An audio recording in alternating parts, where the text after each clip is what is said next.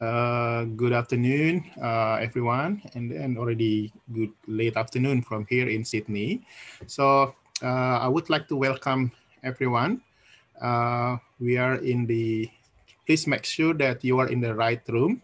We are focusing on the human capital and social capital and trust in room E. So today we are going to have four presentation from talking about the educated people and trust, and also talking about the labor force with the gender organization. And we do have cash transfer and social capital, and then we will, at the end, we will happily ever after, because we are going to see determinant of happiness in East Java. So I can see already most of the presenter here. Ibu Mada is going to present first one, and then we go to Mbak Laras, and also continue by Mas Rusan and Mas Akbar Aminullah already here. Yeah, already. Okay, good. I think without further ado, I would like to invite the first presenter, Ibu Nimade Sukartini, or Albertus. Ibu Nimade Sukartini from UNER, and Pak Albertus is from Universitas Negeri Papua. They are going to talk about the study they conduct about do better educated people trusting more and tolerance, evidence from Indonesia. Ibu Nimade, the floor is yours. Thank you, Professor.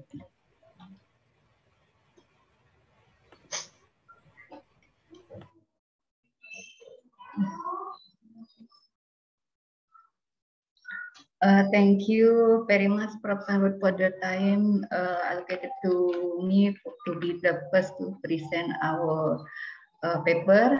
Today, we are going to discuss our preliminary paper. Me, Nimade Sukartini from Airlangga University, and my colleague Albertus Girik Allo. He is from State University of Papua. Good afternoon, everyone.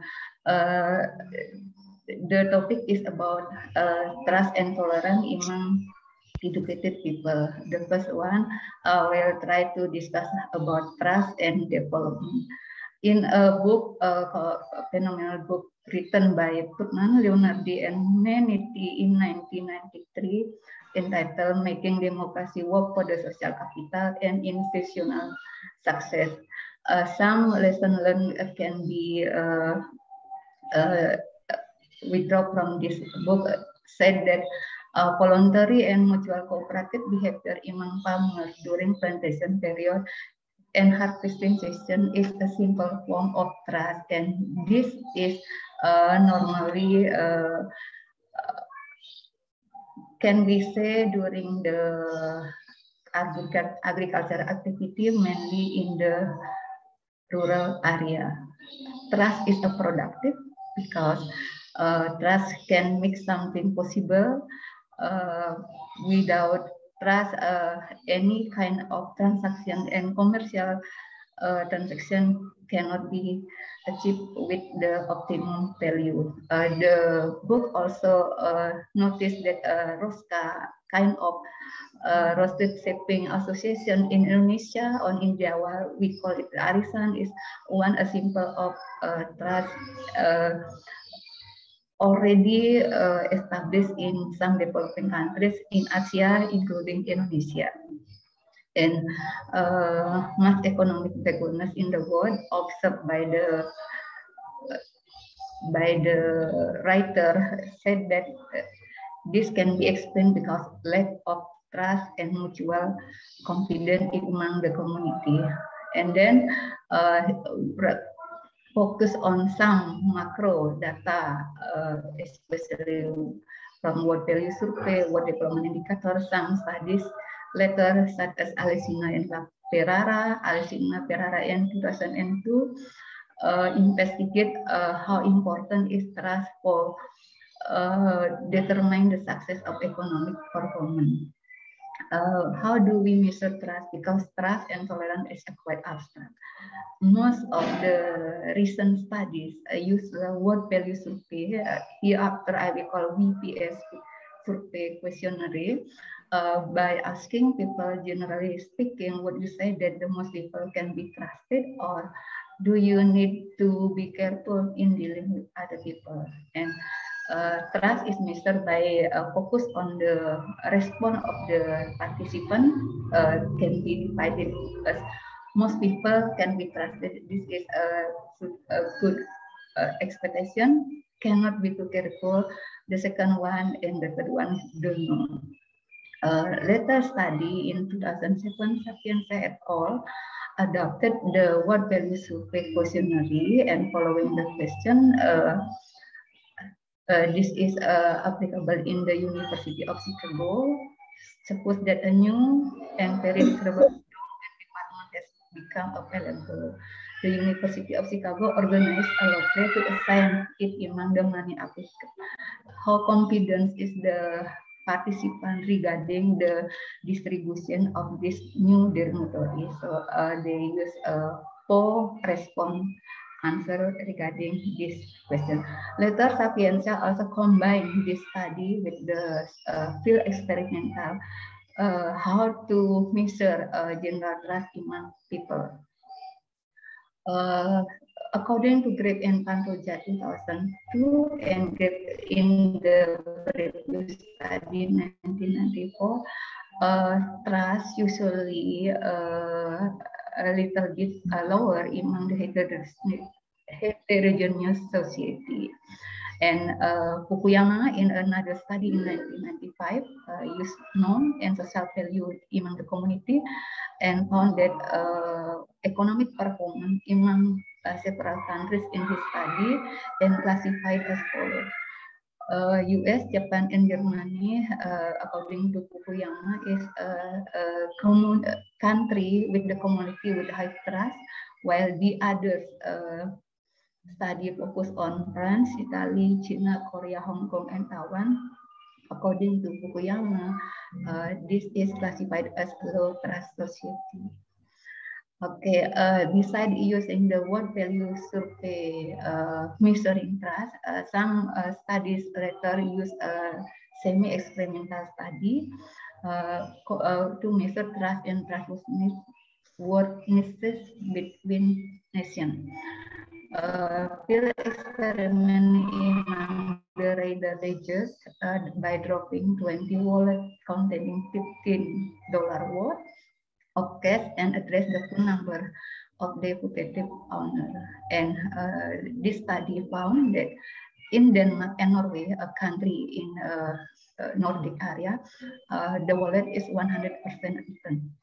In US selected cities, about 20 cities as well, the wallet return was about 60 and 70%. Just 30% return in Italy and 45% return in Portugal. So we can imagine if the wallet is dropped in our city, in Surabaya, in my city, in Yogyakarta, in Jakarta, or in Malang, can we expect how many percent will be the wallet return to us with the correct amount of money inside the wallet? And then this study conclude there is a strong association between trust and from the survey response and with the experimental with dropping wallet in the certain areas such as in the station, in hospital, in places where some crowded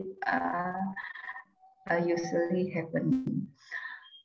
Measuring trust and survey and experimental game. Sapienza et al. Also combine the questionnaire and use also the same experimental using wallet, and they found that they use the index from 0 to 100. How confident is the respondent that the wallet will be returned? In Indonesia, this is used in IRSA. 2007 and 2014.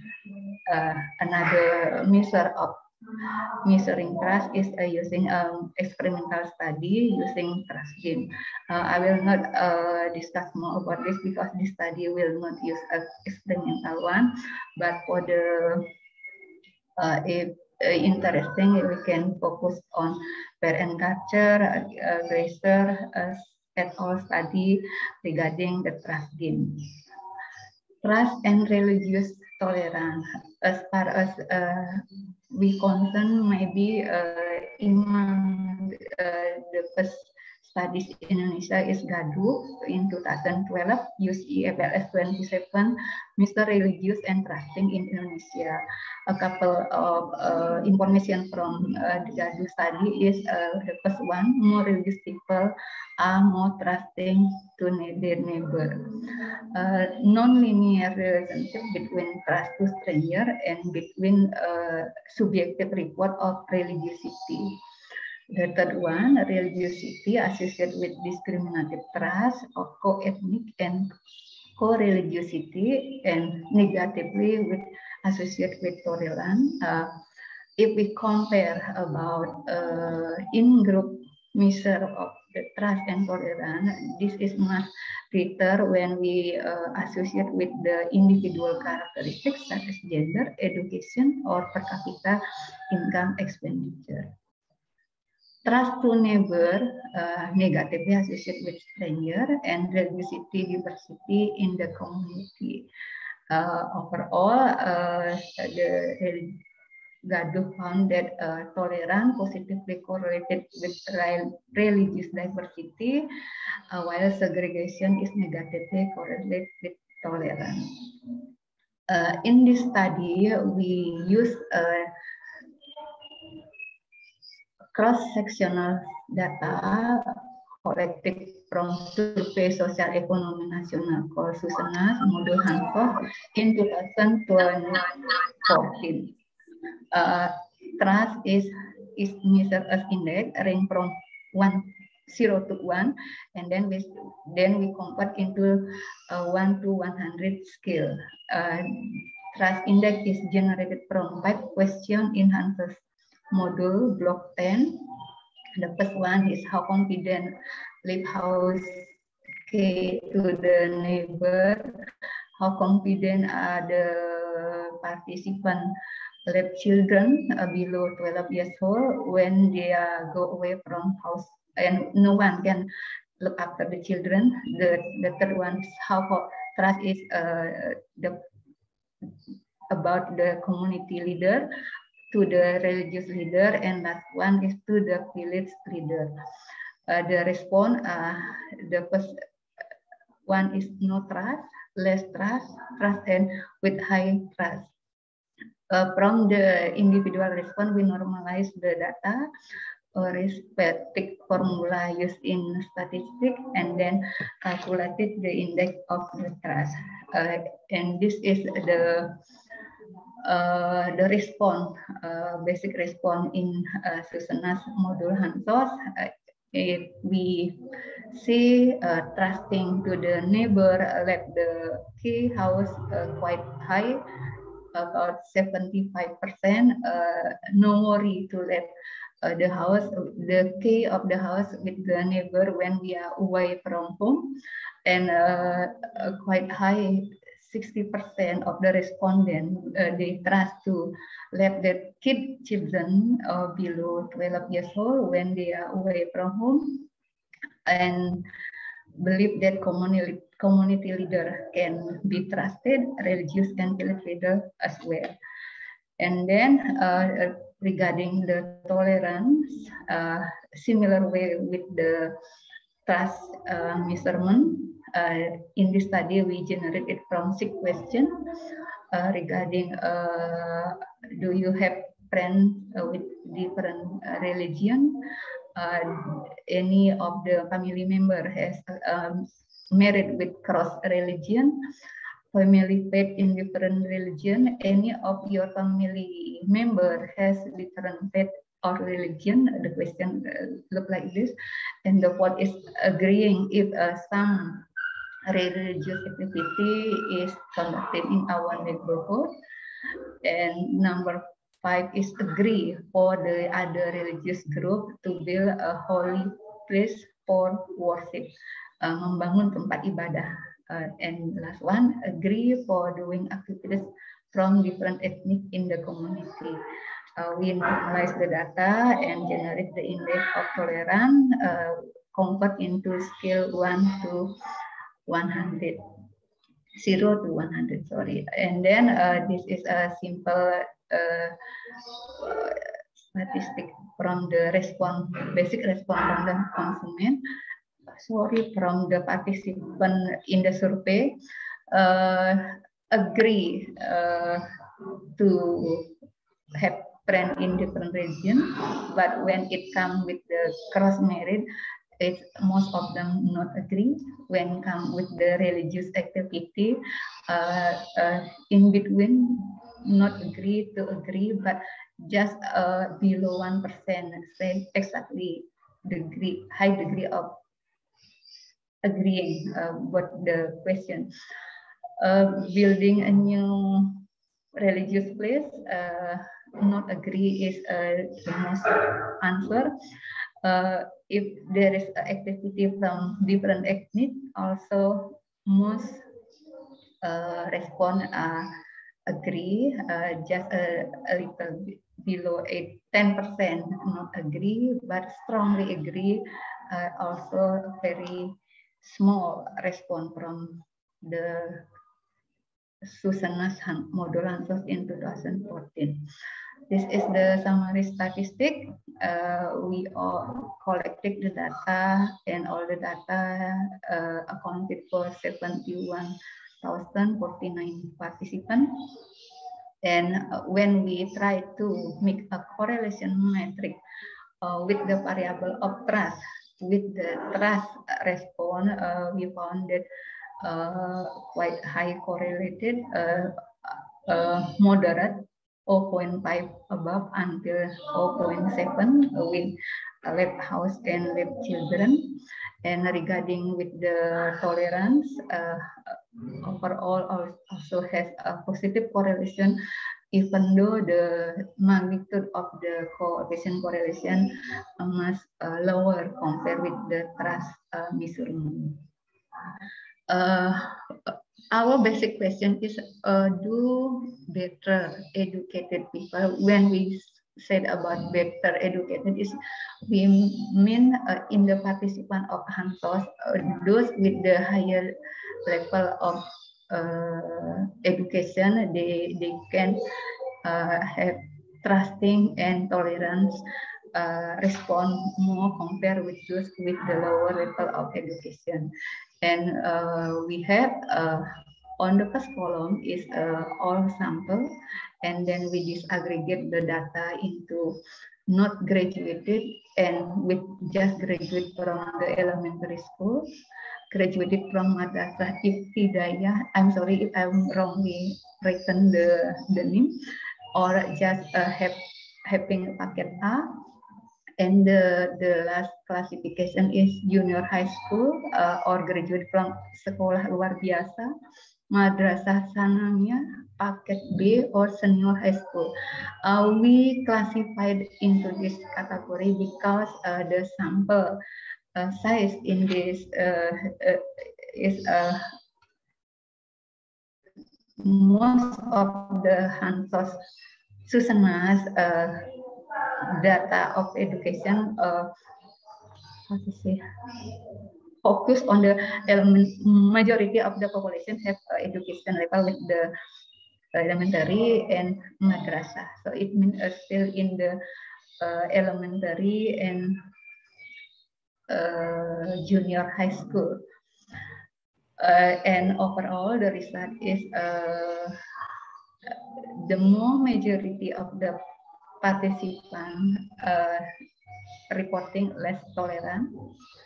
Education for the all sample is positively associated, and it means subjective report of tolerance increase with the education level. But when we disaggregate the data, this only supported with the subclassification of those who are graduate from Madrasah Ibtidaiyah or packet A and working status is negative. Those who said I'm currently working also has less tolerance compared with those who are currently not working.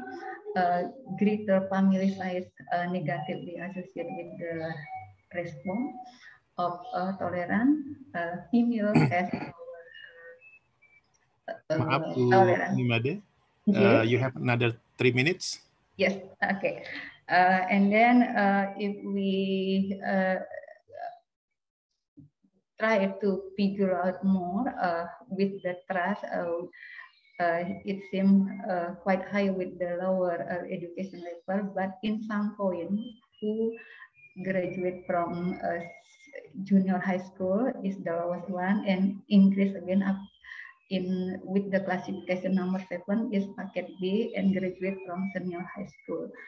However, with the tolerance, the trend is quite increased with the level of education.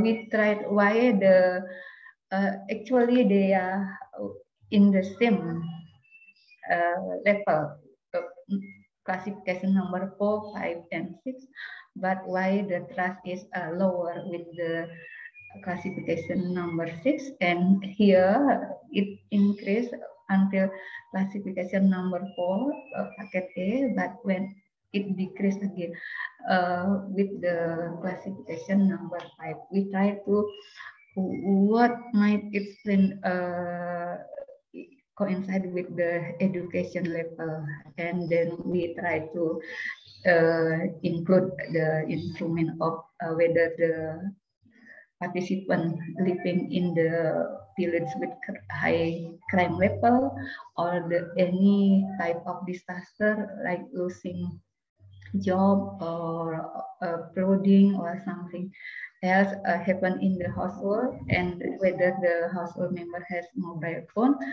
and we get until with the classification of Madrasah Ibtidaiyah is still positively correlated with no change in sign regarding tolerance and incorrect with trust, but the last classification is not work. Yes, Bapak. Maybe You can just I will conclude. skip the letter and the conclusion. Yeah, subjective report of trust varies between education level. Junior high school equivalent on critical education level, where trust index toward others increase in terms of tolerance also similar. Tolerance index conditional to trust when condition on individual reside in village with many crime, experience disaster, and family member has a mobile phone. Data indicate that education level equivalent with the senior high school, so the critical point for better trust and tolerance. I think I finished my presentation here, and later we can, I hope many comments for make a better dealing with our paper. Thank you very much.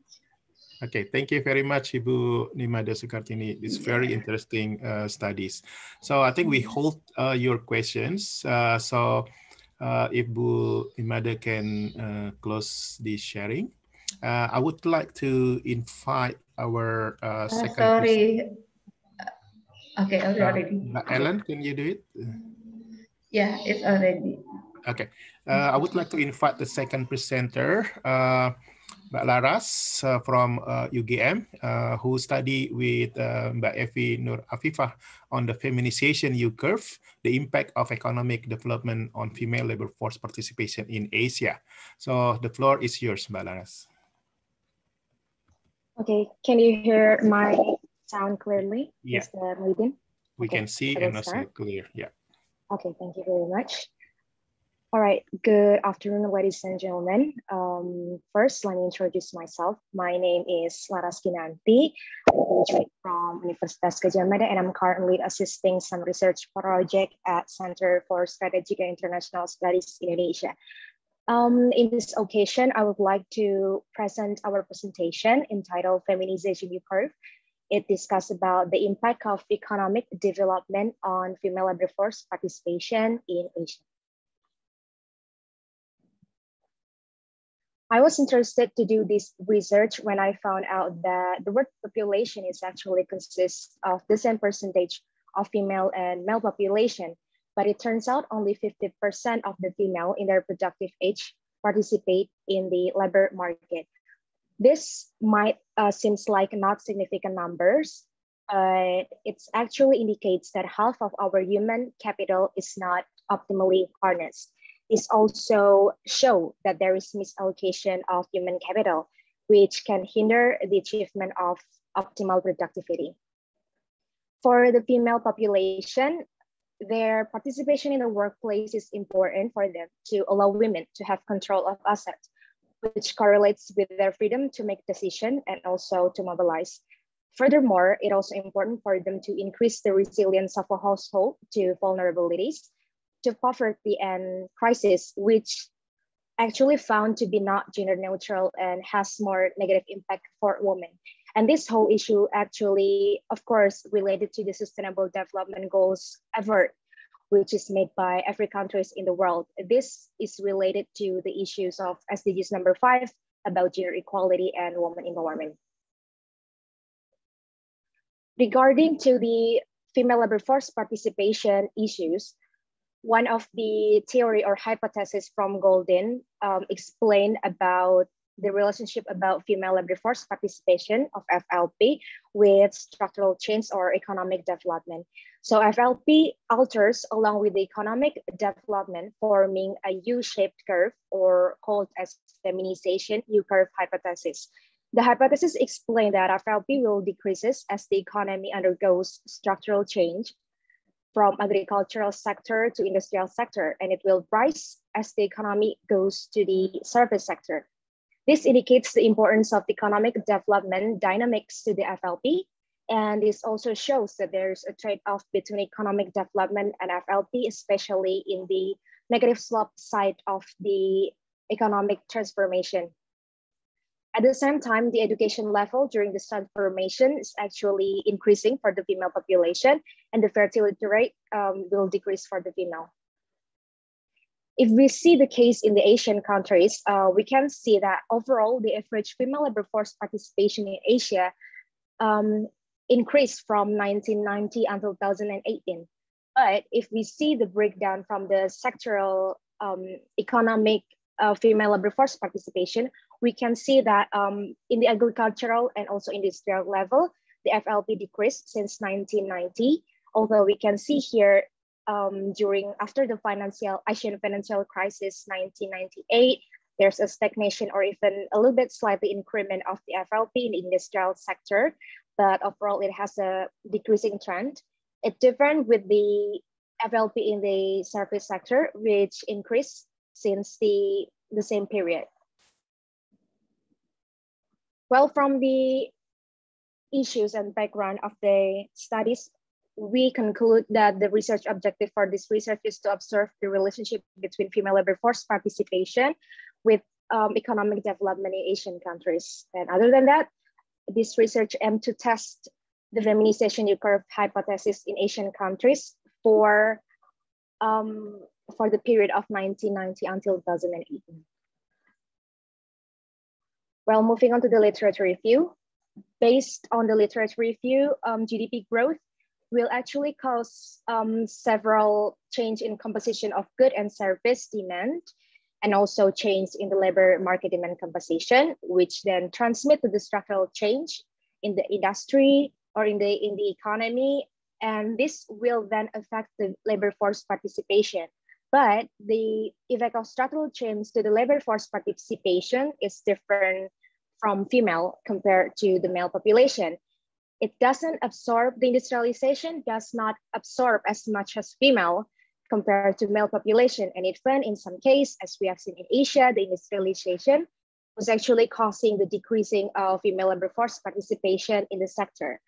But according to the FEMU hypothesis, feminization U-curve hypothesis, the FLP will increase when the economy undergoes structural change in the service sector, or there is an increment of job in the service sector for female labor. Next, some research have confirmed the U-curve or value hypothesis using RLS and fixed effect methods, but using the world data. While some research also has not confirmed the existence of feminization hypothesis, they use also the world data in general and fixed effect and different GMM as the methods. Difference with the previous research, this paper used panel data of 51 Asian countries from 1990 until 2018. So we can have a more specific data here. And then there are two methodologies used in the paper. First, fixed effect as the econometric static model, and the second is difference generalized method of moments or GMM as the econometrics dynamic model. The fixed effects is used to address time invariant unobserved heterogeneity, such as culture and social norms, and the GMM used to capture dynamic or historical factor, where FLP in the current period is affected by the realization from the previous period. Next, we move on to the model specification. For both the fixed effect and difference GMM, the independent variable is female labor force participation or FLP variable with independent variable GDP and GDP square. It is used to capture the U-curve function of the model, and it will form a U-curve when the beta 1 is negative and the beta 2 is positive. And then the difference GMM will also include like FLP variable or FLP T-1 variable to capture the dynamic effect.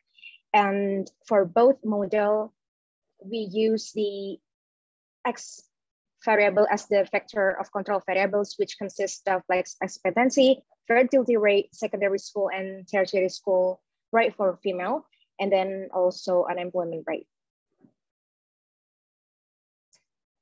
We proceed to the results and discussion.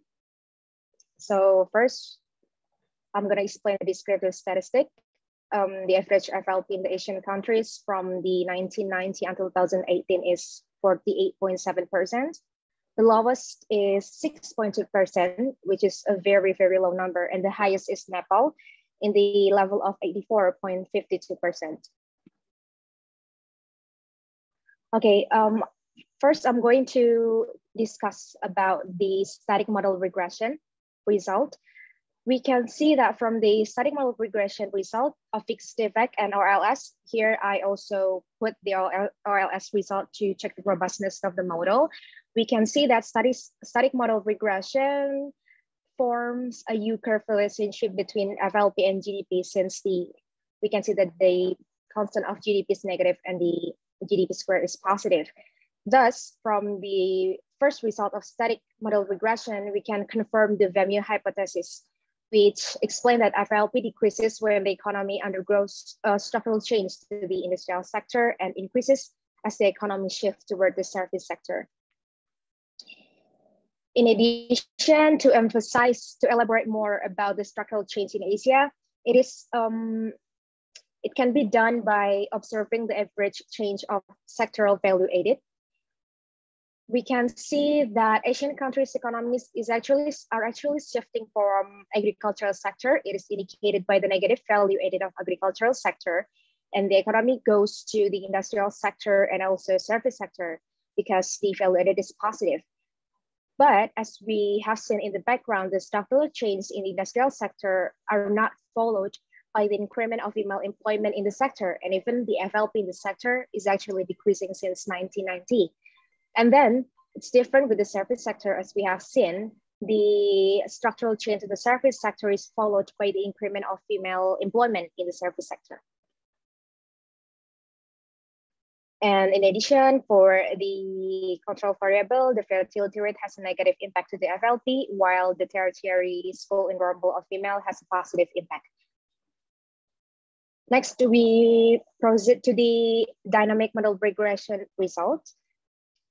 Here, I am not only putting the different GMM result, but also comparing with the system GMM result to check the robustness of the model once again. We can see here that GDP variable is significant only in the different GMM with the control variable. But actually, in all of the results, the coefficient signs of all the estimation model confirm the FEMU hypothesis. And the variable of like FLP, or the FLP T-1, has a positive significant sign in most of the model. It indicates that the previous year of FLP realization has a positive and significant effect to the next year FLP. This shows that there is an urgency or the importance of dynamic or historical factor to the FLP in the current period. And for the control variable, there is actually no significant control variable, but their relationship with the FLP align with the hypothesis. Again, the fertility rate has negative sign and positive sign for tertiary education for FLP. And further, to explore more about the realization or the relationship of FLP in the middle income countries and high income countries, this research also categorized the data into two categories. For both the middle income countries and high income countries regression of feminization U-curve, GDP and FLP relationship consistent to forms a U-curve in both middle income and high income countries model. And we can also see that the fertility rate is consistent with the previous regression result. It has a negative relationship with FLP in both country categories. All right. From this research, we can conclude that from the static and dynamic econometric models analysis, the over relationship of economic development and female labor force participation forms a U-curve in Asia.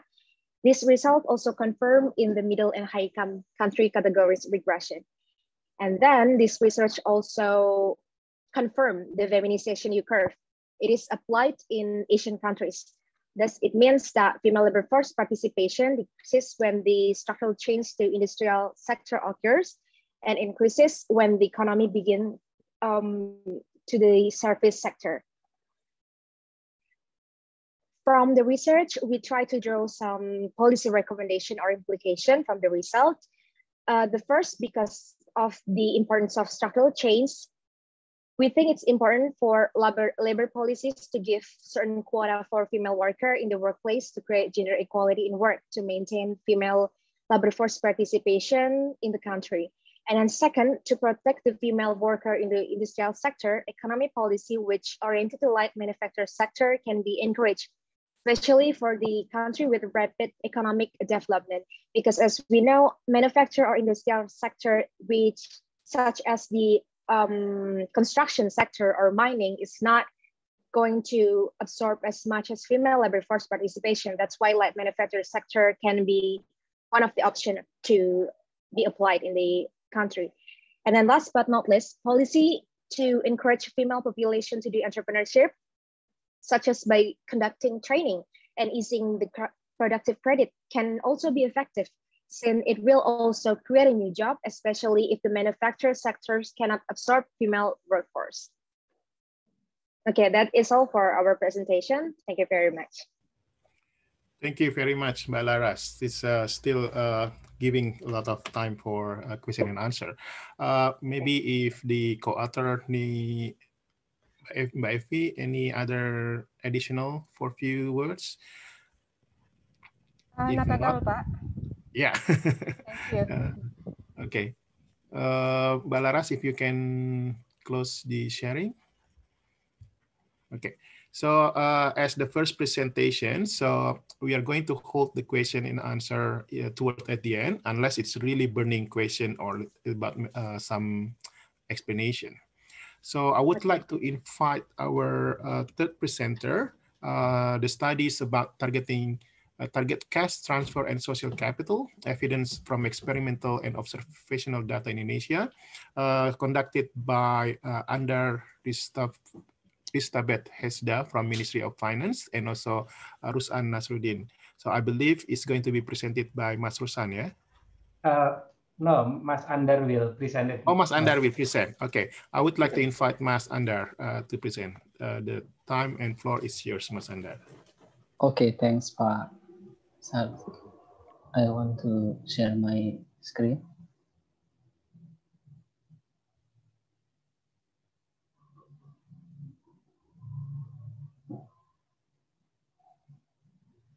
Okay, good afternoon, everyone. Thanks for the opportunity. And in this occasion, I would like to present my study with Pak Ruslan Nasruddin as my supervisor in my master degree in University of Indonesia. The topic is about targeted cash transfer and social capital, evidence from experimental and observational data in Indonesia. So this is the structure of my presentation from introduction to empirical details. I put the details on the last part due to the limited time. Okay, on the introduction. So why targeted cash transfer and social capital? We know that the impact evaluation of cash transfer is usually concentrated on economic, health, and education outcome, and it's quite limited in impact evaluation of cash transfer that focus on indirect implication like social capital. The growing study also show the debate about is there any social implication of cash transfer, especially targeted cash transfer, because in Indonesia, the targeting mechanism is targeted, not universal based. In the literature, the cash transfer program can affect social capital in two ways. I summarize two mechanisms in the cash transfer and social capital nexus. The first one is the program may stimulate incentive for beneficiaries, program beneficiaries to undertake more social interaction, and the stability of preference and expectation that is motivated by creative behavior is likely to encourage social capital, such as reciprocity or trust in the government, and altruism, or Mansky call it by the correlative effect. But in other side, there is also the unintended consequences of targeted program in cash transfer, like mistargeting and program inequity that might also potentially become the constraint of social interaction. And then in the end, it will distract the social fabric in the community. So I think comprehending this various possibility in the quantitative setup might be appealing and also relevant to policy making. Why it's relevant? Because currently social capital is becoming an important factor as a buffer in hard situations like pandemic or economic crisis. So I think evaluating a program or government programs in terms of its ability to promote or destroy social capital might be crucial. In doing so, I evaluate and compare the social implication of two main types of targeted cash transfer program in Indonesia, the PKH, program Keluarga Harapan, and BLT, unconditional cash transfer. The PKH represent the CCT, conditional cash transfer, and the BLT represent the UCT, or unconditional cash transfer. Besides that, I also emphasize the unintended consequences of targeted scheme by identifying the non-beneficiary behavior in the PKH, and also evaluate the mistargeting and horizontal equity effect in the BLT. So we, from both views, we can have more comprehensive insight. Is there any implication in social aspect of cash transfer in Indonesia? So explicitly, my research question is two, because I evaluate two programs in Indonesia. The first one is, does the CCT PKH program affect beneficiary social capital? And at the same time, is there any negative or positive spillover effect on non-beneficiary or community social capital? And the second one is, does the BLT program affect beneficiary social capital? At the same time, does it stimulate mistargeting and horizontal equity violation that imply lower individual social capital in the community? So before we go to the main findings, I will briefly explain about what is the mechanism of cash transfer and social capital nexus, to give illustration, because cash transfer and social capital is rarely discussed in the literature. So I summarize three channeling mechanisms of the mechanism of cash transfer and social capital relationship. The first one is cash transfer might drive force capability and stimulate gratitude behavior, and also bolster collective activity, and then it can stimulate more social interaction in the community. The second one is the cash transfer might form social status repositioning And the beneficiaries of program might form a social status as a group that deserve to be helped. So they will receive more social interaction like altruism. The third one is also the negative side channeling mechanism like spillover from non-beneficiaries due to the poor targeting or mistargeting and also horizontal equity violation aspect. Maaf, permisi Pak Andar. Ya. Apa boleh kameranya agak di atas kan karena wajahnya tidak terlihat sepenuhnya. Oke, sorry. Terima kasih. Udah. Okay. So the next is dataset and method. Because I evaluate the program, I use two datasets. The first one is Wekaha evaluation. I employ the experimental dataset from piloting Wekaha in 2007 until 2013, and I use OLS and instrumental variable approach in estimating the empirical model. So, and then the second program, I use the observational dataset because this is the available data that I can utilize. I employ the Susanas 2009, and I combine with PODES, Ilodapur, and GIS to make empirical estimation precisely.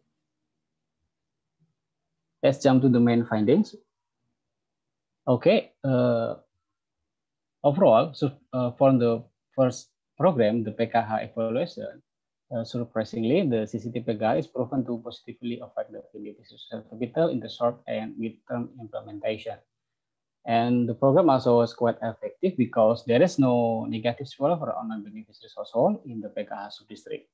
And also I evaluate at the community level, the program placement effect associated a positive result. It means that the Wekaha is quite effective because there is no spillover or negative spillover, and the effect of program in the community as on average is still positive.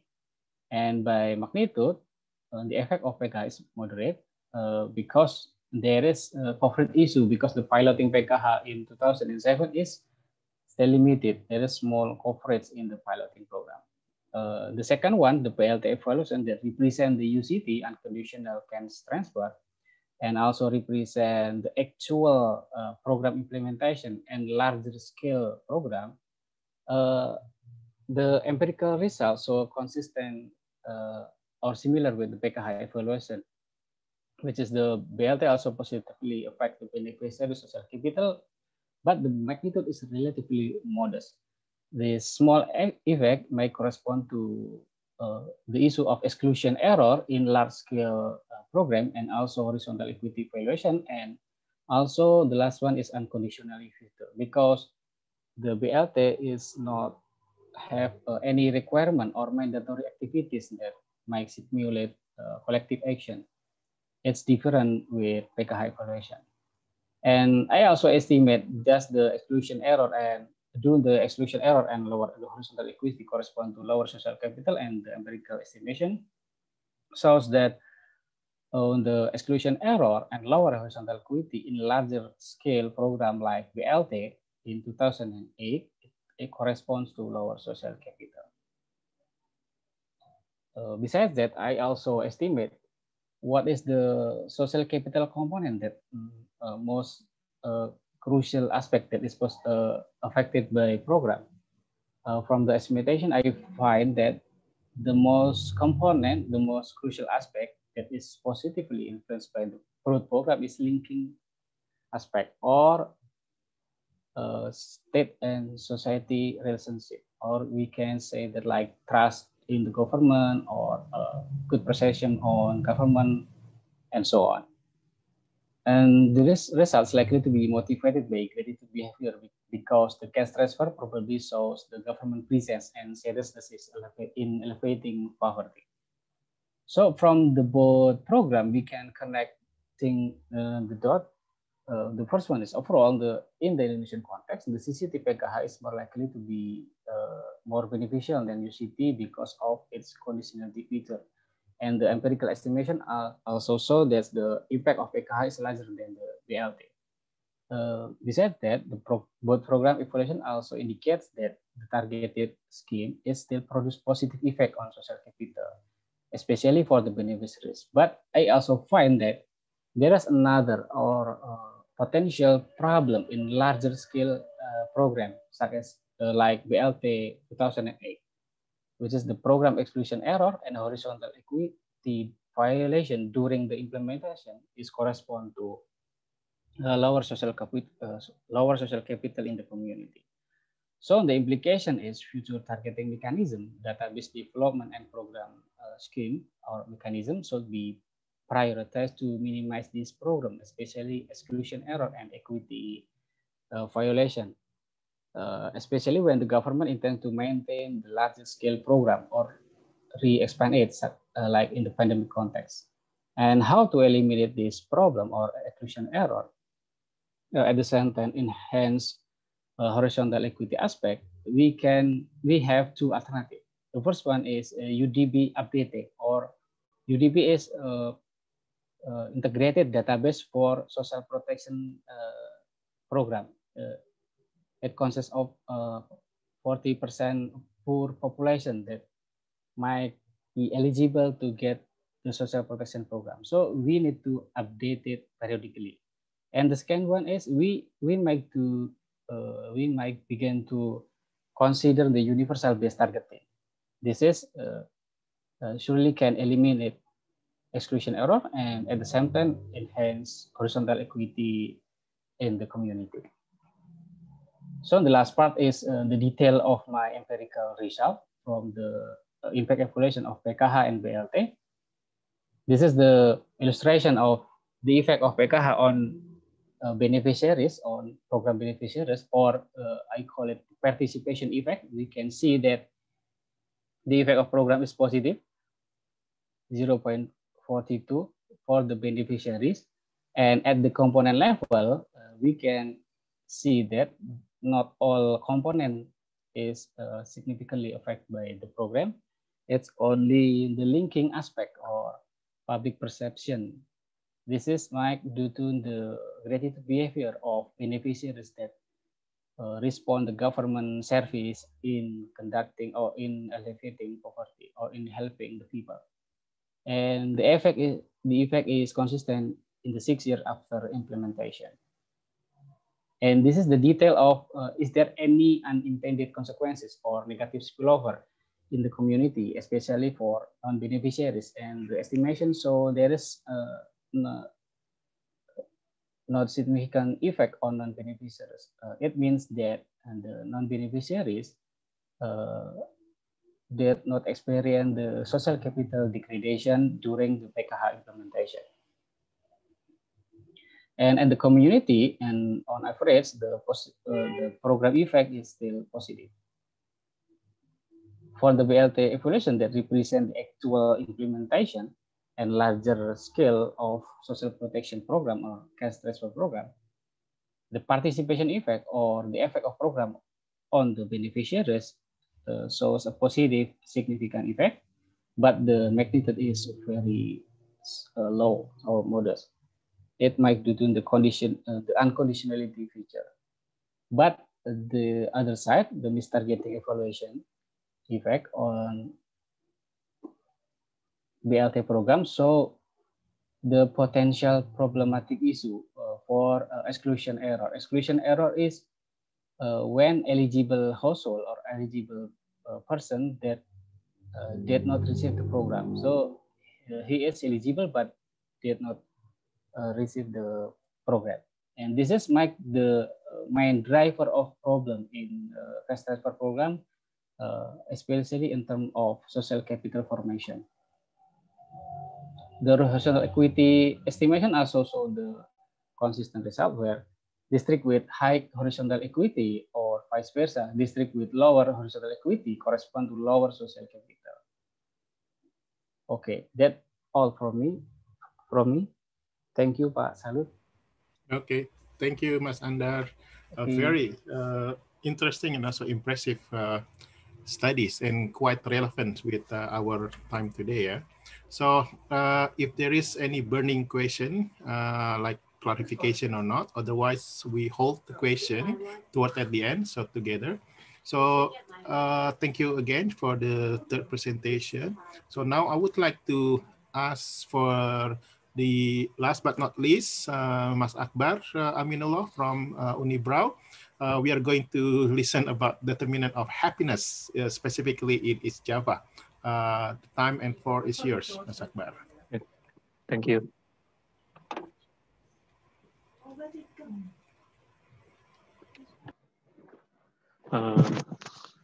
Good afternoon, everyone. My name is Brian Akbar Aminullah from Brawijaya University.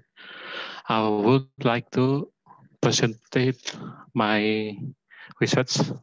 The title is Determinants of Happiness in East Java.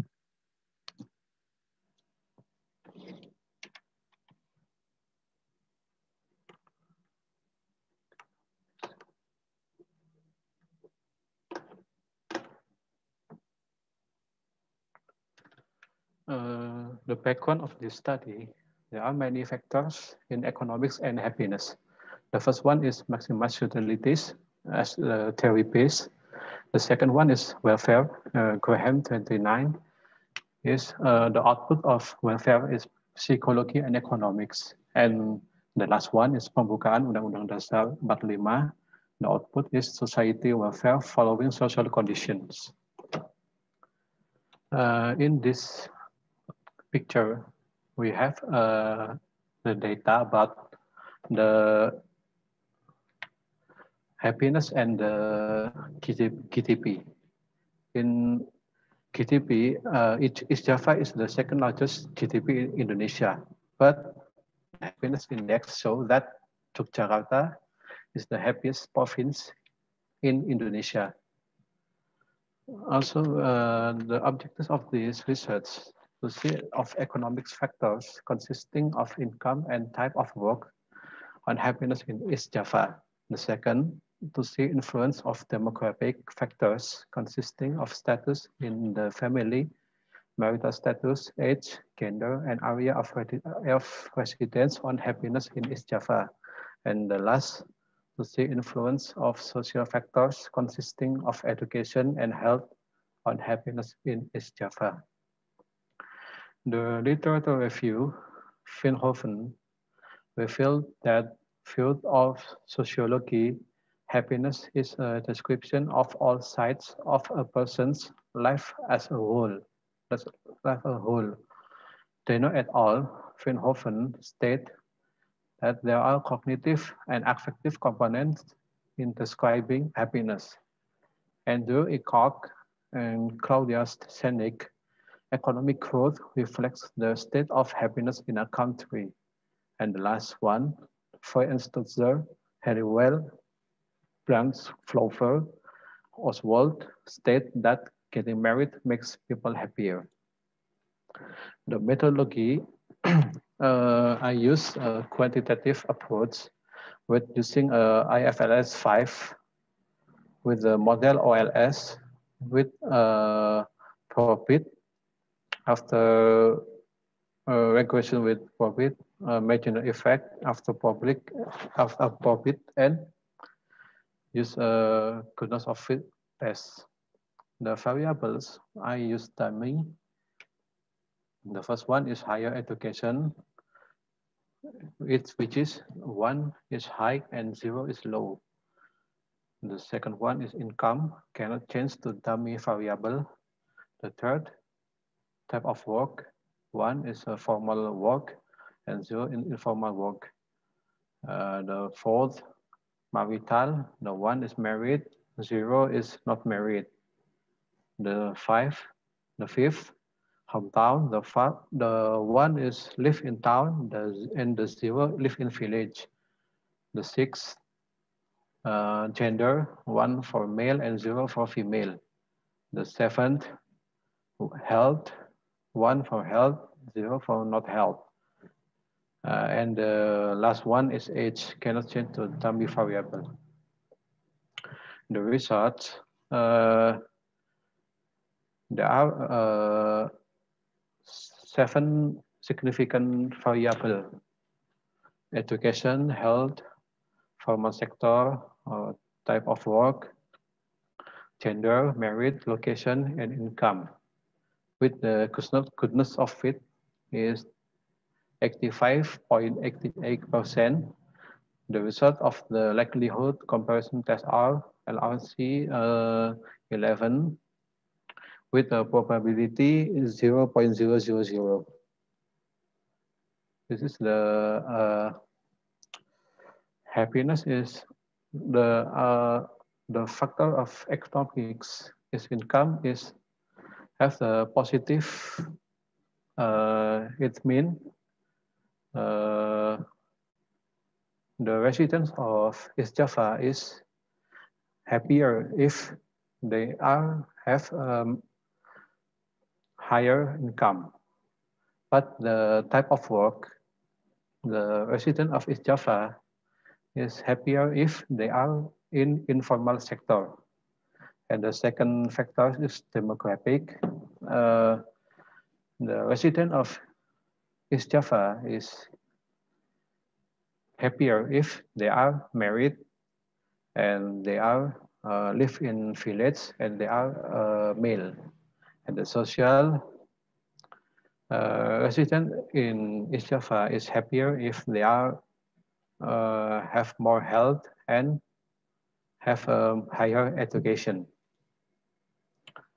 The conclusion, economic variable consisting of incomes variable of and type of work. On income variable, East Java residents tend to be happy if they have high income. Meanwhile, on the variable type of work, East Java residents tend to be happier with job in the informal sectors.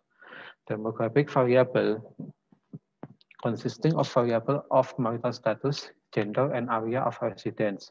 East Java residents tend to be happier married than unmarried. Male residents of East Java tend to be happier than a woman.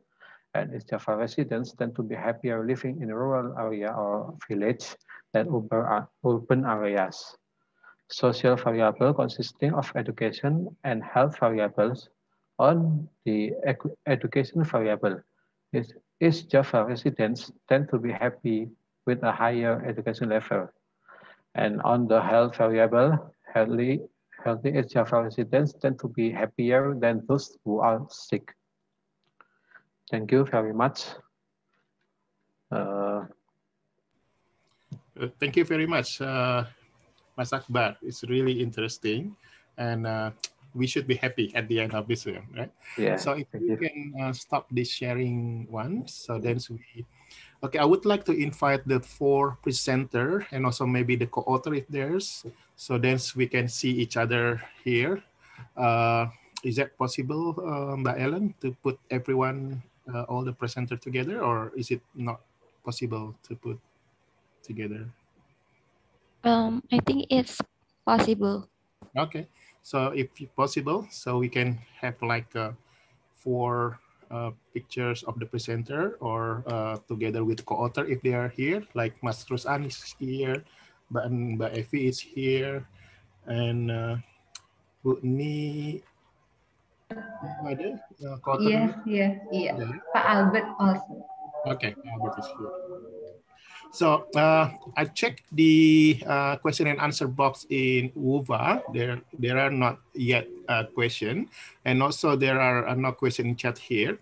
So I put a note, some highlight about this one while we are waiting for this one. So basically, I can see there are similarities and also some uniqueness of the presentation. Yeah. So every one of you trying to basically to predict some says like Bu Wayan is about trust and tolerance. The last presentation from Pak Akbar is about happiness. Others is about female labor force participation, and also about the social capital outcome one. So maybe if there are no questions, I would like to each one of you. Oh, there are some questions from. Sorry. Namanya belakangan. I'm Lila. Abu Lila, okay. I would like to invite Ibu Lila first, and then after that from siapa nih Mas dari Udayana? Oh ya, ya, oke. Silakan Bu Lila. Ya, thank you Bapak. Pak Salut. Question for Ibu Nimade Sukartini. Halo Bu. I hope you are going well. Yeah. And I have a question. It's just interesting because I part of research is about the cognitive and psychological economics analysis, and I see here whether you show that there is a relationship between education level and then trust and tolerance.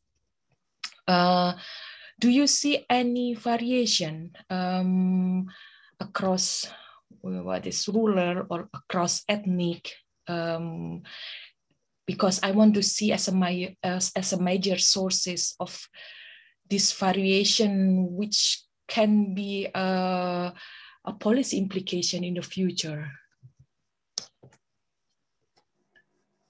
Thank you, Lila. Good afternoon. Is it afternoon also in Germany right now? Yeah, still morning. Morning. Still morning. Yeah. Thank you for the question. Unfortunately, we haven't do the more analytical to compare whether living in urban area is becoming we are trusting more tolerant with the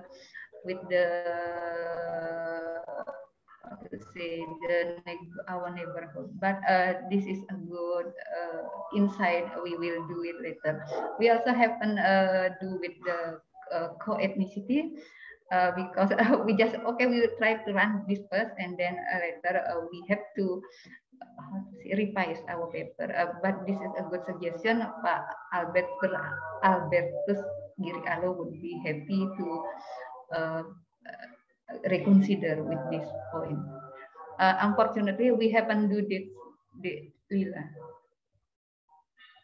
Yeah, thank you. But I guess in general, it should be people in urban areas because they are by norm they do like cooperative behavior more compared to us who reside in urban area.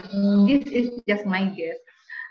Maybe in rural area is much more higher response to the trust and tolerance compared to us in urban area because we have so many busy time and we prefer to go to the labor work compared to do something with based on cooperative behavior, I guess. Thank you. Thank you, Bu Mada. Mbak Lila, is it already answering your question? Yeah, thank you. Okay, thank you. Now I would like to invite Beli Wayan Sukadana, if you can address your question. Ya, terima kasih Pak Salut. I have three questions for three panelists because it's really interesting, like you said, Pak Salut. First, I would like to ask Mbak Made about her research. In your research, where did you assume the tolerance behavior came? Is it from personal conscious, or is it came from interaction in the society? Maybe it's related with Mbak Rahman questions before, and then also the same questions may be applied for Mas Akbar. Congratulations for research. I think it's an interesting topic. Happiness, where did the happiness came in your research, Pak? Is it from personal or it's because interactions? I'm interested with both of your variable that significant tell that the educations is bring more happiness and also bring more tolerance. It is because they educated or because the interaction in the school make them happier because I always want to come back in the time when I was in the high school, something like that. That make me happy. Okay, that may be personal for me. And last question, a simple question for Laras. In your research, do you make a difference between married female with a single female, or you just mix it? And if you have a difference between these two, what is your result about this one? Thank you, Pak Salut. Okay. Yeah. May I respond first with Pak Wayan? Oh, Pak Wayan, okay, thank you. Pak Wayan, thank you very much for the question. In our study, sorry, because my house is close with the masjid, quite suara azan might be here. In our study, we try to measure trust and tolerance index, Pak Wayan. So there are several questions selected in the Susanas model Hansos. For trust, for example, it's come from the response from the participant in the survey. Some kind question of do you trust if you left your house key with your neighbor? Let me say in bahasa, apakah bapak saya meninggalkan kunci rumah ke tetangga ketika sedang bepergian? You trust to leave your children below 12 years old when you are away from home and no one take care of the children? You trust with the village leader can help you determine the problem in the community? Do you trust the religious leader and the village leader? So trust is calculated from the 5 component response from the respondent in the Susana. Regarding the tolerance, this is calculated from 6 components. Do you have a friend with different religious? Is there any family member have different faith with you? Any cross married with different religion? Are you permitting other religious group to do activities in your neighborhood and permitting to building a holy place, something like that? So this is also part of the questionnaire for the kerukunan umat beragama. I guess in Kementerian Agama also use this questionnaire to measure as kerukunan umat and tolerance in Indonesia. In the Susanas, we use these 6 questions and make a normalization data and then convert it into index with the value 1 to 100. That we do to infer how trust and tolerance in our study. Wayan, is it answering your question? Your conclusions, is it you can conclude the tolerance is a self-conscious or is because of system, something like that?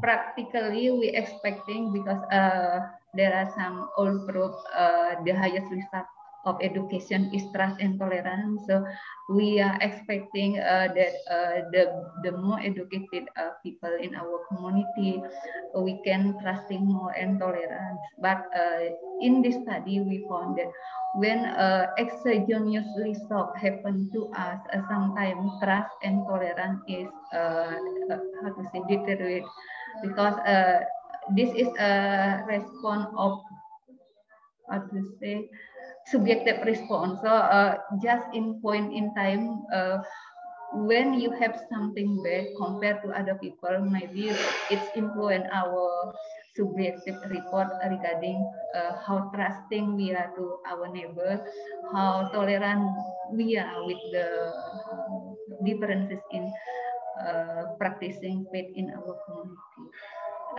I guess like this, Pak Wayan or Albert, would you mind to add something?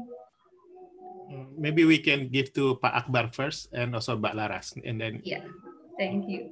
Pak Akbar or Mbak Laras, who want to do first to answer, to respond to Pak Wayan? Me. Okay, please do. Thank you, Pak Wayan, for the question. Happiness in my research is based on the individual, not for community or is in individual, because I use EFLS data. I also answer from to Astrid in chat column. Yeah, I think that's my answer. Oh, Pak Akbar, the question is whether that's kind of like interaction with other variables. Say like, if you're having higher education, it means also you have higher income, or it's just kind of like basically only not having interaction with others. Is that, Pak Wayan, you mean like that, or? Pak Wayan masih ada atau already missing? Yeah, Pak. I'm not trying to discuss about the variable, but the ground of the research where they build the assumptions about the happiness and also about the tolerance, whether it came from the individual consciousness or is it because of the Okay, so I think Pak Akbar already answered that question. Thank you, Pak. Thank you. Okay, no worries. While we are still in Pak Akbar, Mbak Astrid also asking the same question, yeah? I missed the presentation. What data did you use IFLS, and have you considered the household size? Have you answered about household size, Pak Akbar? The household size is, I forgot the real number, but I think that is 13,000. But is it part of the variable do you consider household? Yes. Okay. Okay, thanks, Pak Akbar. Now I would like to invite Mbak Laras to respond to the question from Pak Wayan. Thank you very much, Pak Wayan, for the interesting question. Can you hear my voice clearly? Yeah, we can. Okay. The question is about whether the data is being separated between married woman and unmarried or single woman. Actually, in the research, the data is not being separated because I think it's also because it's used macro data to observe the structural change. So it does not contain the information about whether the individual is married or not. But I think it has been captured in the hypothesis itself. And we also use the variable of fertility rate to see how the effect of female with children, how the effect of them having kids to the FLP. And I think this also related to the policy implication that the policy should give accommodation for women with children. I think that is more important rather than whether they're married or not. The existence of the children itself, it's very determining the time allocation of female in the household, because more time, more children they have, according to the Golden, the more children they have, the more time of the domestic they need in home. So it will decrease the probability or the female labor force participation. This, of course, related to the social norm. Again, it is because generally the social norm thinks or have perception that female is the only, the only one who should do the childcare. So it will affect that female labor participation so much compared to the male for the children. And in this research, I also use the FLP T-1 in the dynamic regression model. So it is used to capture the historical effect. And it is also related to how the perception or the social norm in the previous period affecting the female labor force participation in the current period. And the fixed effects is actually trying to address the unobserved heterogeneity factor, which again related to the social norm and then the culture of the society. But back to the question, it doesn't actually separate the data into the married people or the single female. Yeah, is that answering the question, Pak Wayan? Thank you, Laras, and congratulations. Okay. Thank you. Thank you very much. So while I'm waiting for other people who raise a hand or question, while we are still in Mbak Laras study, if you can comment on, so if I'm not mistaken, you're looking at for female labor force participation. And then a lot of current studies indicate that with a lot of people starting to getting common to work from home, and a lot of studies to indicate that one of the impact is the women starting to jump into the labor force because of the flexibility in terms of timing. Do you think that trend is also going to happen in Indonesian context? Because at the end, conclusion you said encourage about the entrepreneurs, women, and so on.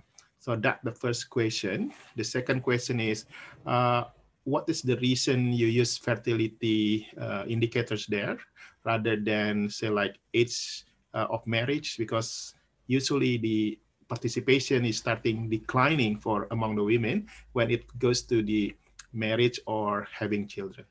Thank you, Laras. Well, thank you, Mr. Muhyiddin, for the question. I will try to answer. The work from home trend right now might be having a possibility to increase the female labor force participation, because according to some research that I have studied, the as Pak Muhyiddin said before, that the flexibility of time and also place, it is very important for a female. It is it also very important because of the another policy that can be helpful is the availability of childcare for female, but it's because the not flexible time of work and also the time in the previous working policy. That's why we need childcare. But since the work can be done from home, I think it's very helpful for female to decide or allocate their time.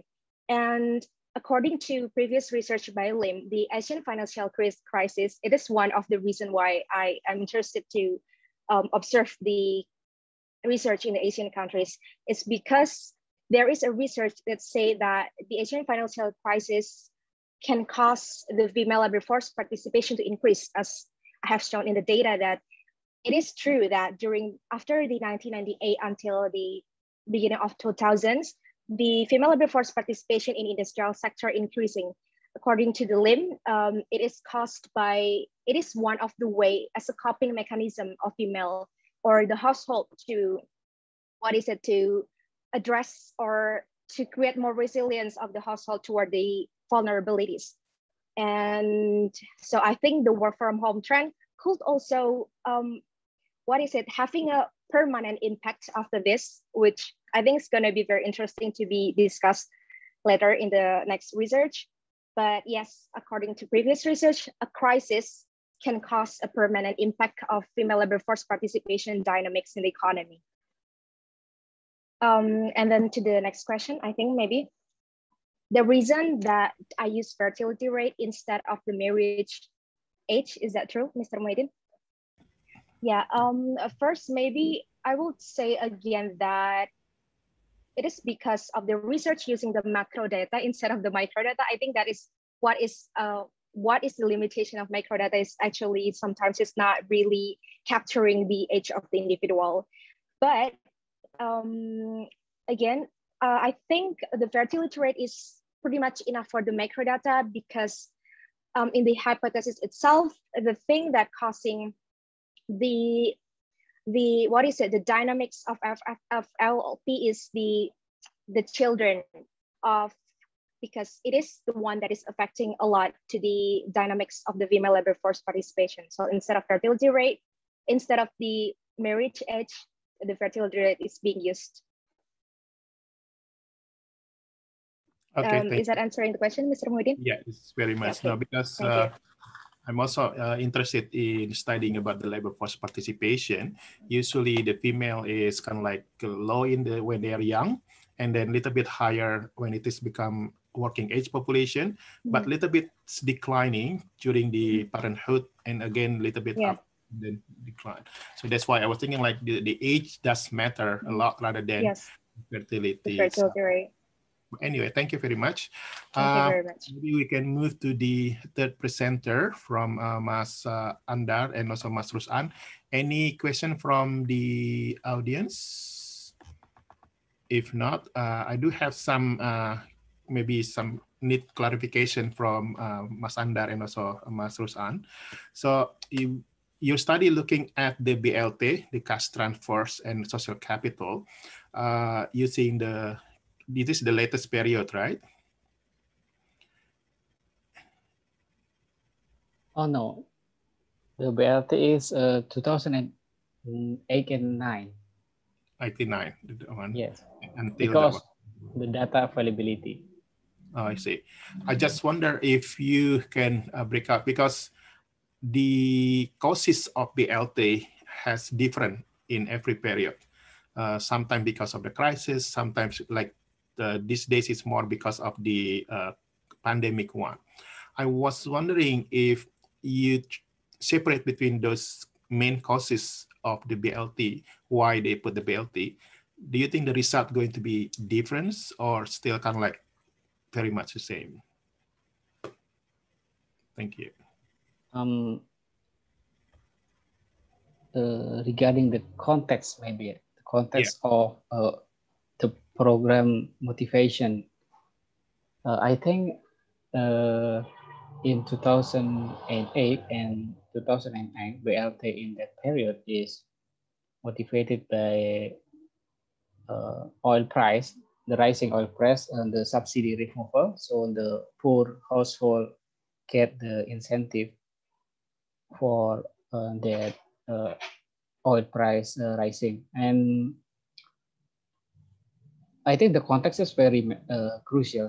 So the different contexts might stimulate the different result. And it is good to confirm in the current situation, like BLT in the pandemic situation, and it might it might drive a different result. I think the context is crucial, Sal. But unfortunately, the data is very challenging because I try to combining the cash transfer and social capital data from the 2018 data, but I can get the precise merging code to conduct the estimation. So I only estimate the most available data in 2009. That is the challenge for the estimation issue. So if you have chance to use that one, what your prediction? Is it much kind of like worse than what you predict now, or this could be what direction you think the result going to? For example, like the pandemic context, BLT and pandemic context is more brutal. Everybody can get the BLT without any precise targeting mechanism, like in 2009 with PMT or PMT targeting mechanism. During pandemic, the targeting mechanism is more likely by community quota. So the jealousy behavior in the community might higher than in the previous period, BLT in previous period. I think the jealousy is more higher than the previous period, Pasal, due to the targeting mechanism. So it might the mistargeting aspect might drive or distract the social capital in the community if we cannot handle the targeting during this pandemic. Okay, thank you very much. Yeah. Maybe Pak Rusan has some more. Yeah, maybe just add some more on that point. So our estimate on BLT effect on social capital seems represent mostly normal situations in the recent time. in contrast to like early time in 2008 or 2005 or nowadays, yeah. So there are two uncertain effects to make qualification to our estimate whenever we move to a different setting of crisis. One is what Andra has mentioned about the mistargeting performance. We expect more imprecisement during crisis like these times.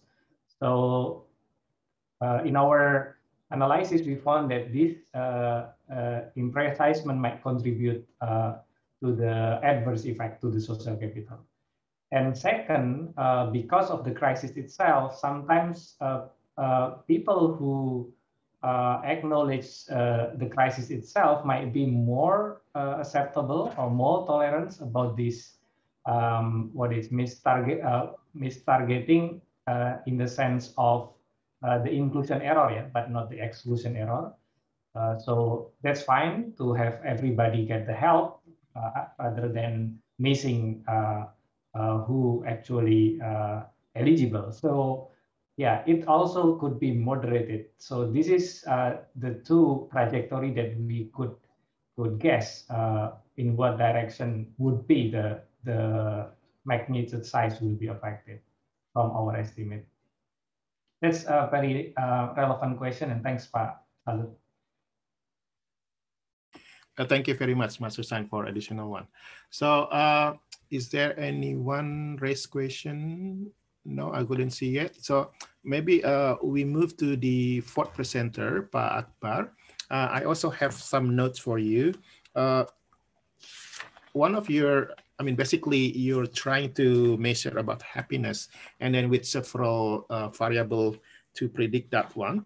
And I was wondering if you done some also autocorrelation effect first, because you mentioned about the economic, the more, the higher income you have, the happy you are. And then you say about demography that when you're married and then male, which is I thought maybe male is having higher income. So then it's kind of like a higher happiness as well. So that could be some autocorrelation effect as well. So if you can comment on that, thank you. Thank you for the autocorrelation. I don't do the test of autocorrelation because it's my kesalahan, ya. Because I don't do that.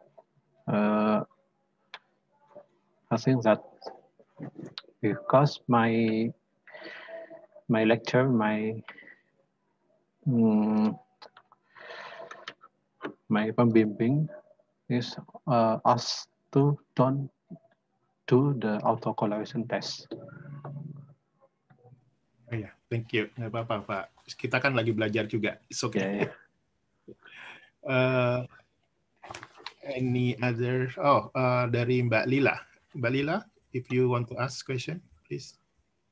Thank you very much. For Pak Akbar, I also realized that your model, because you have to be careful to define the model you use, which is that basically from the theoretically or just your individual adjustment for to define the model, because I see the indication of endogeneity also there. So yeah, maybe it might be good that you should also check the theoretical background to give a good foundation for your model before you run. Of course, running something will result something good also, but as I think you have to be careful. Thank you. Okay, thank you very much, Mbak Lila, and also Pak Akbar. So we are here is also learning each other. So we still have some time. So I would like to invite everyone, each one of you, maybe starting from Pak Akbar. If we here as the four presenters, have you learned something from the first one? Sorry, yeah. about the happiness, the trust, and also tolerance, and also study from about the labor force participation, and also study about the cash transfer and social capital. And then later on, I'm going to invite Ibu Nimade to comment on, have you learned something from the other three? The same thing with Mbak Laras and also Mas Andar. We start from Pak Akbar. Up to you, Pak Akbar. Just give comment if you learn something from this one. Thank you. I think this is my first conference I have joined before. This is my first. I think I learned most from Bu Made, from Pak Usan, and Mbak Laras. I think I can make my research better because I saw the presentation is very better than my presentation. Enough for my comment. Thank you very much, Mas Akbar. Ibu Nimade. Okay, thank you, Pak. Thank you very much for all the presenter and participant, especially Ruslan from UI.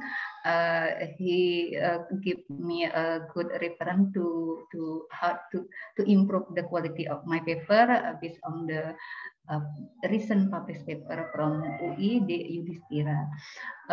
I really appreciate the study of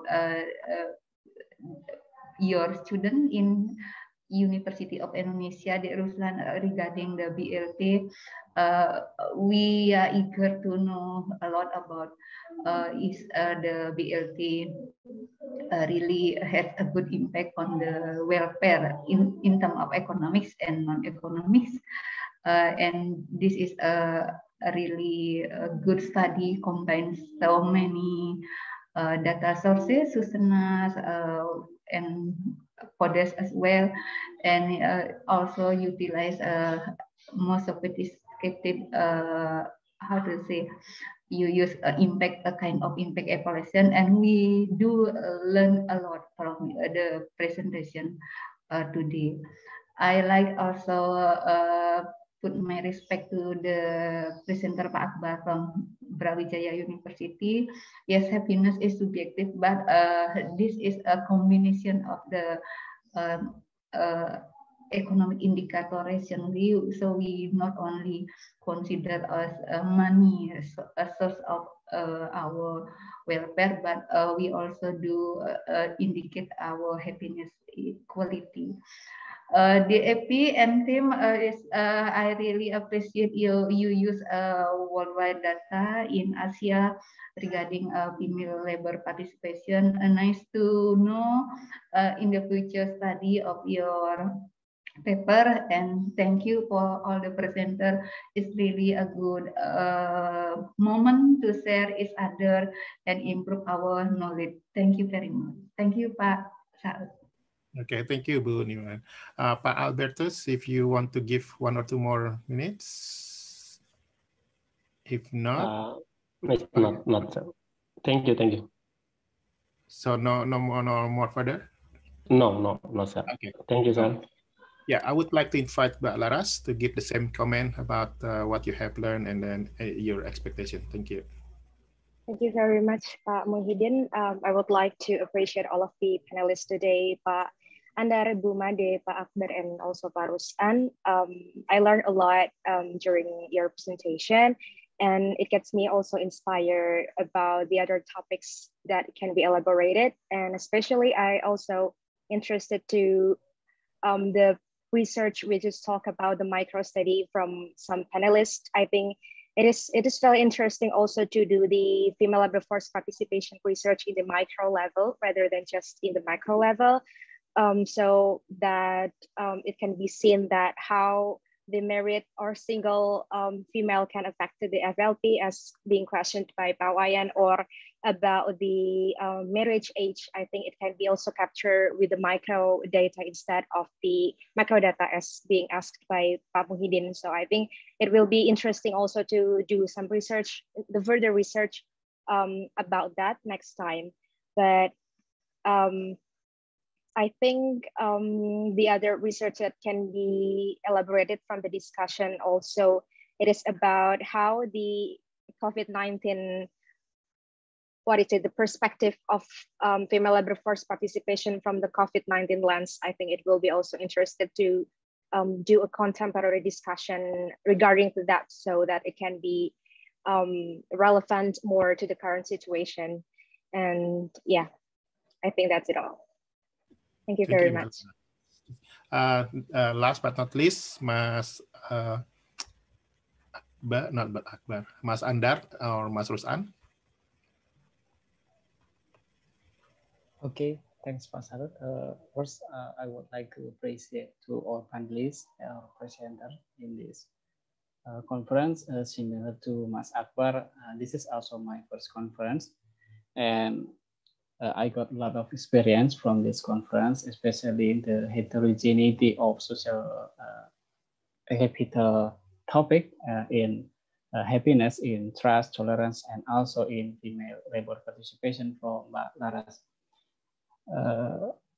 And I expect that in one day, someday, we can conduct a collaborative research in the similar topic like today. That's all, Pak Sarut. Thanks. Okay, thank you very much. So I didn't see any further question. So maybe Mbak Ellen suggests that before we closing, but for sure that I can see that there are still a lot of room to be improved for all the studies. And congratulations again for those who are the first time, the same thing. When I was student, it's also the same thing. It's very nervous, especially English is not your first language, right? So you have to present. Here we can understand each other, even kind of like we have to speak slowly. But imagine that if you go a little bit further, go to international, where American people like just listening CNN, or British people just like listening. So you have to switch channel from one to the others. So I think we learn together here, and then I'm happy to hear from each one of you encouraging each other. Okay, thank you very much. So I wish you all the best with this pandemic still going around. So we wish everyone healthy and keep safe. And thank you very much again.